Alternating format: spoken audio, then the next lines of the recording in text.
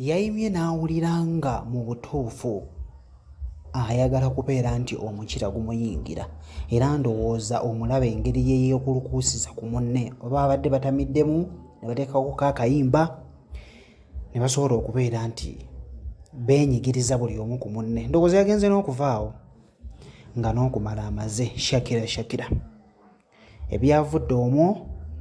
bye bino bye ngenda okubeera nga nkulaga bw'onoobeera obadde obyagadde ojja kubinsaba mwene box. Abaana bali buno, abaana basusse luno era nga wenna akava okusomesezaako awo nti omukazi kinyuma nnyo okubeera nga ozze waggulu nga olaba Shakira bw'ali ku munne bw'anyeenya ekiwato nti naawe kibeera kirungi n'obeera ng'omukazi okyemanyiiza n'obeera ng'odda waggulu n'onyeenya ekiwato nga bw'olaba Shakira bw'akinyiiza ku munne bw'atyo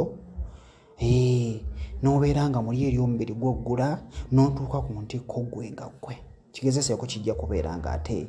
kikwanguyira ojja kubeera ng'onyumirwa omukira gujja kuyingira ojja kubeera nga onyumirwa.